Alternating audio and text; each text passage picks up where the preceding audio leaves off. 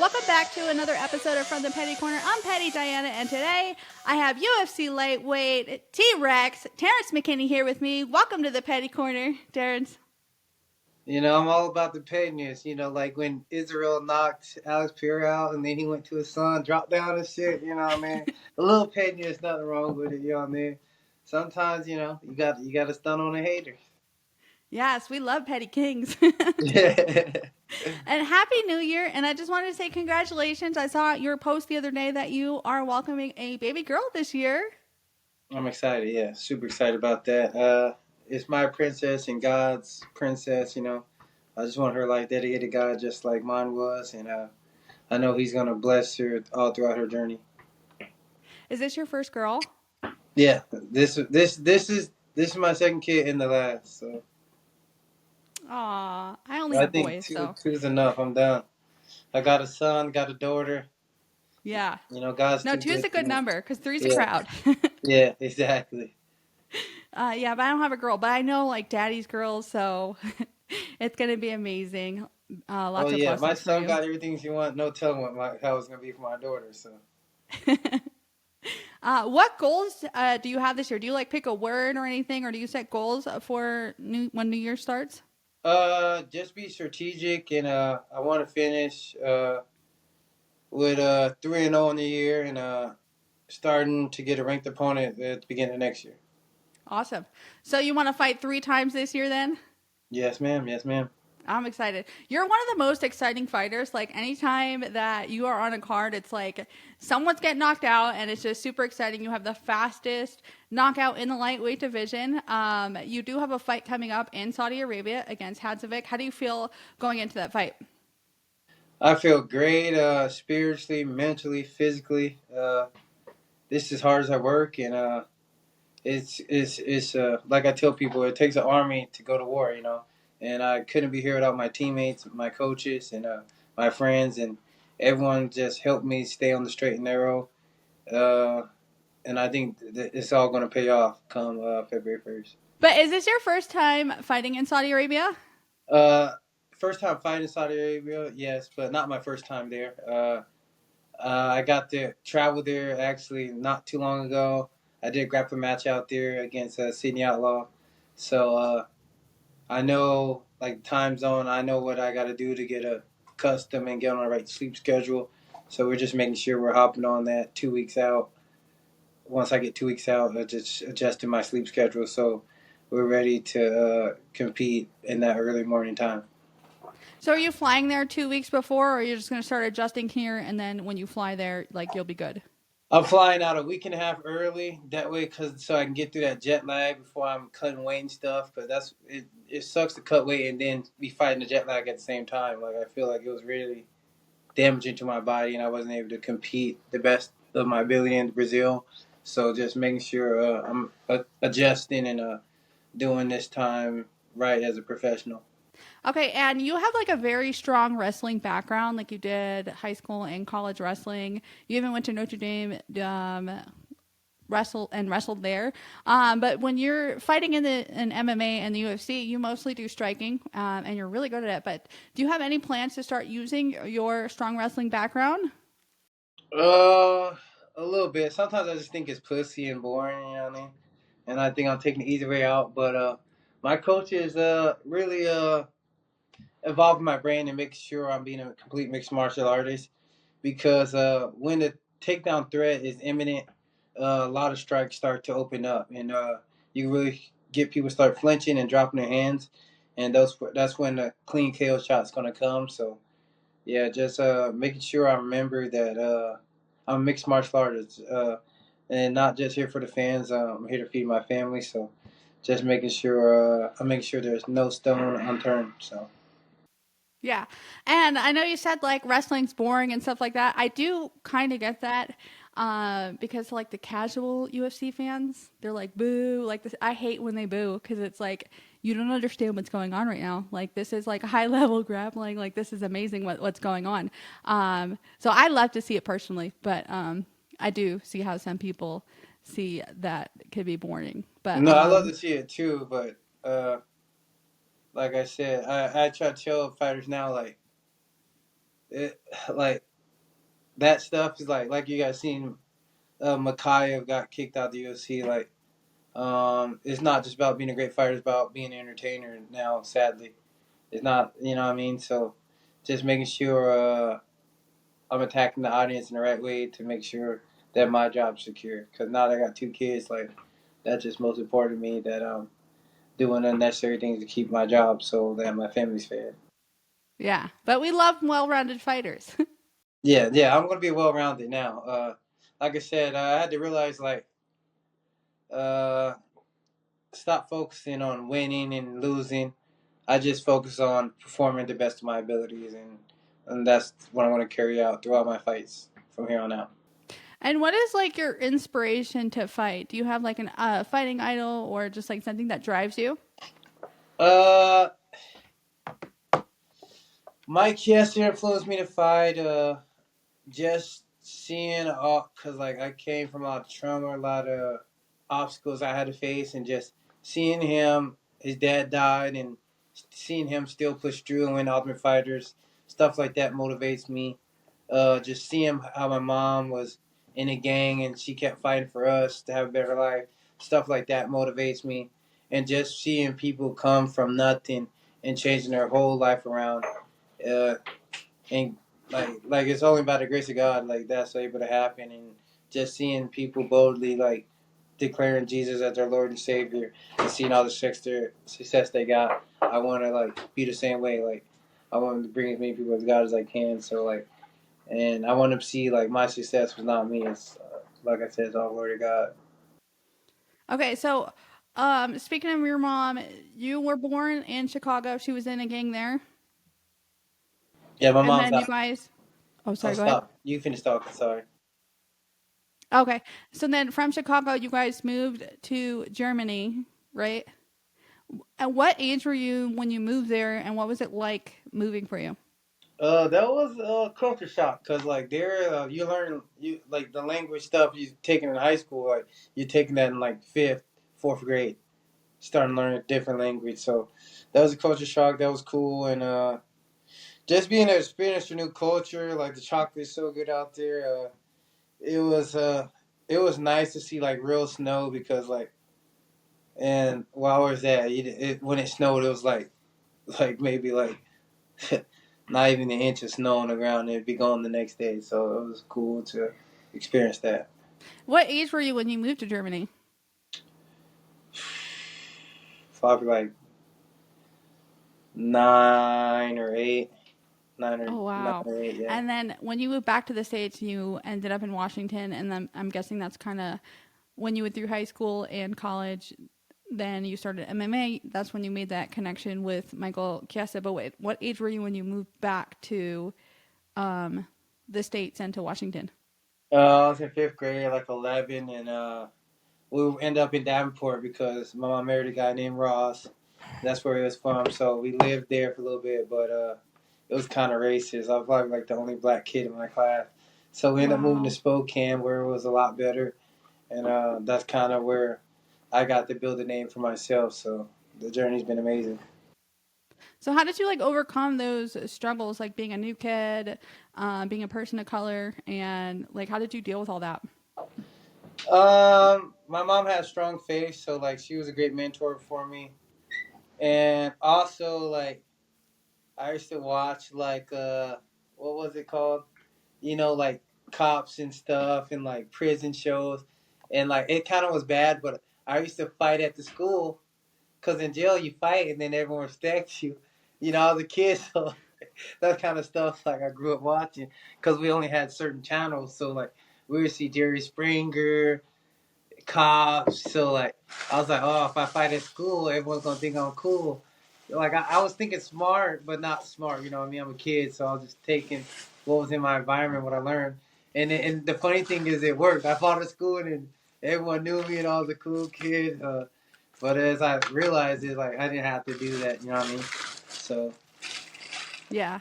Well, now you do it, and it's organized, and you can get paid for it, and yeah, you can't get in trouble. it's kind of crazy, like how it took like such a scenario like that and like took it to like life settings. Like I wish like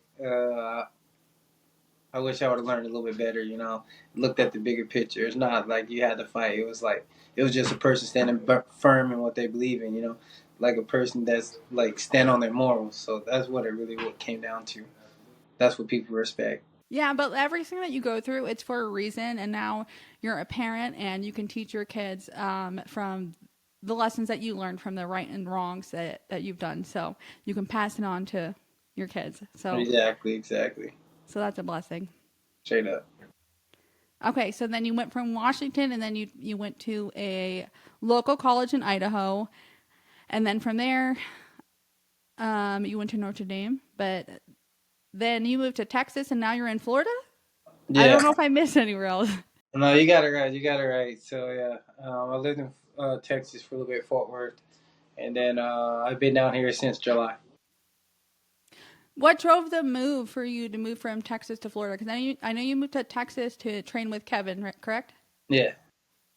Okay, so then what drove your decision to move to Florida?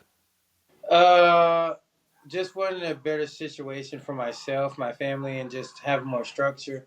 And I prayed about it, and I was like, God, where am I supposed to go? Have the person reach out, whoever's on the team, and I heard Fusion. I was like, what Fusion?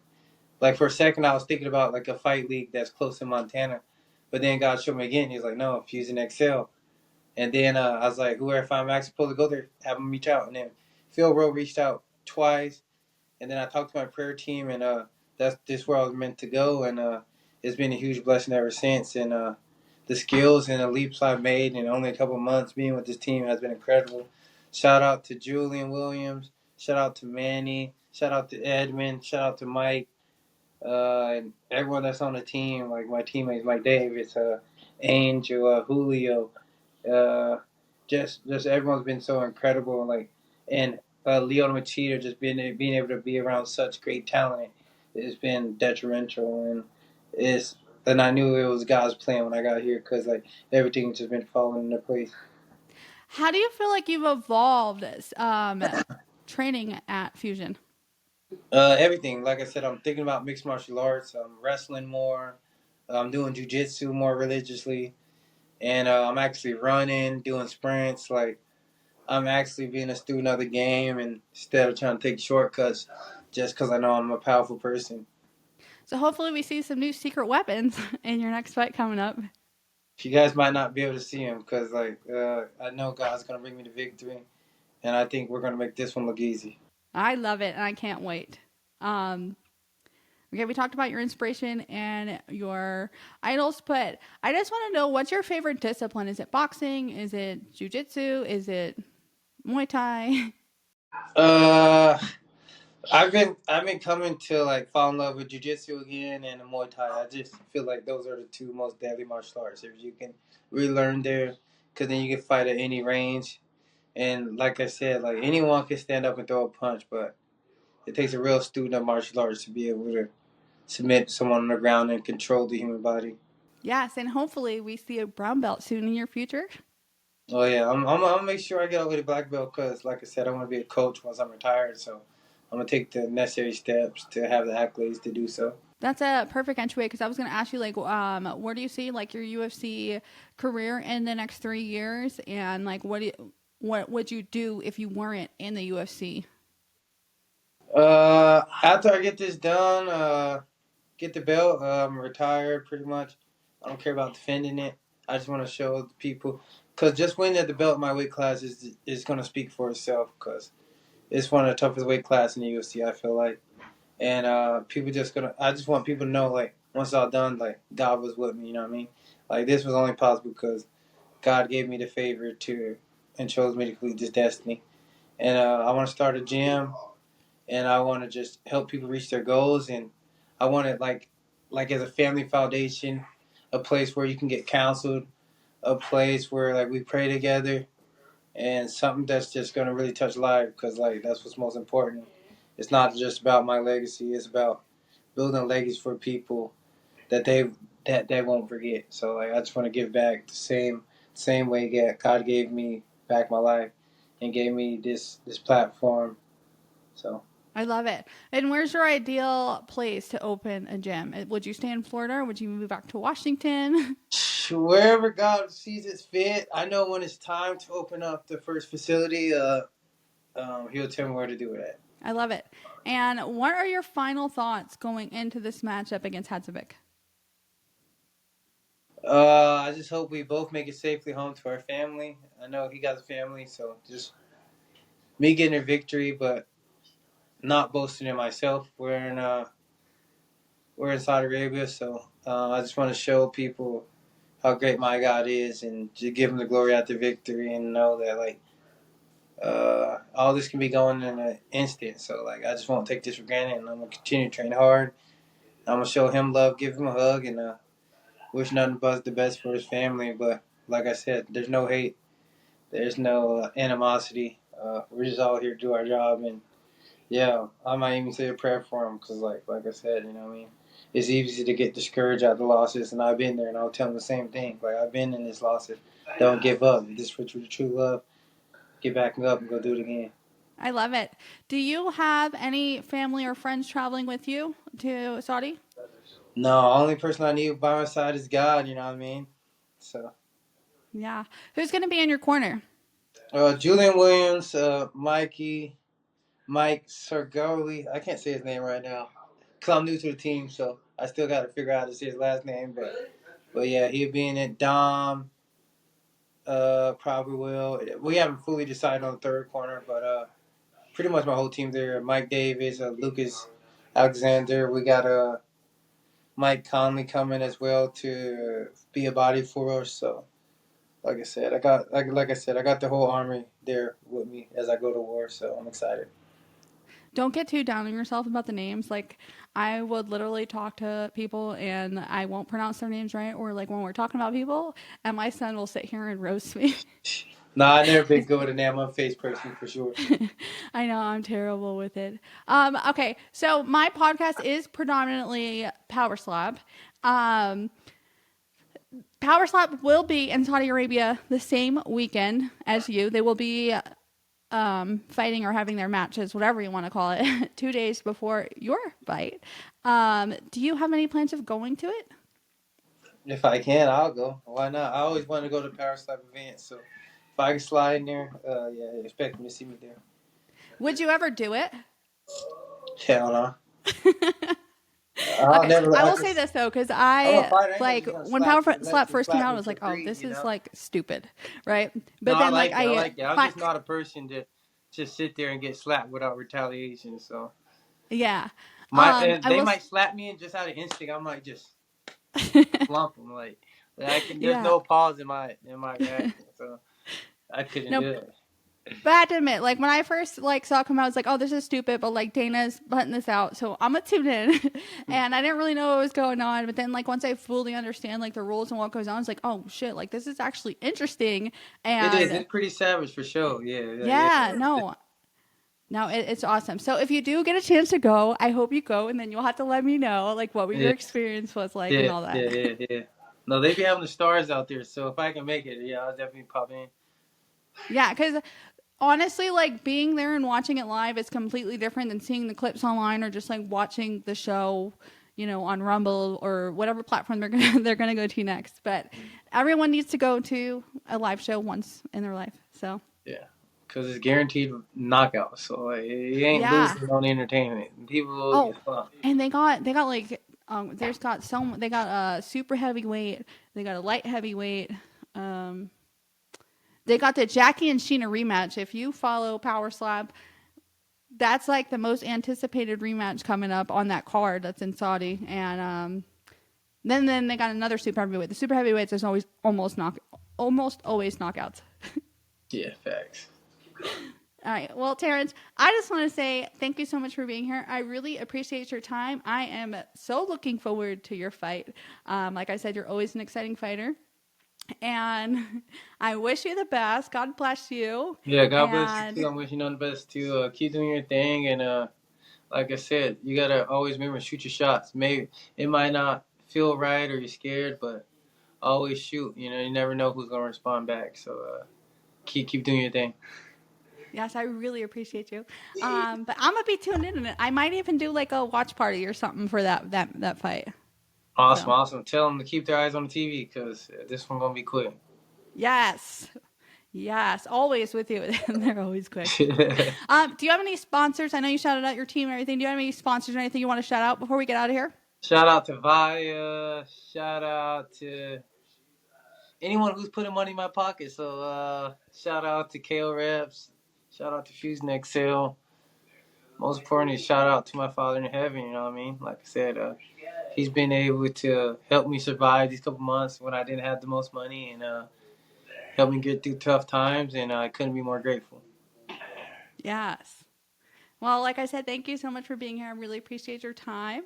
For those of you watching at home, be sure to like, follow, subscribe, all that good shit. See you next Tuesday and stay petty, bitches.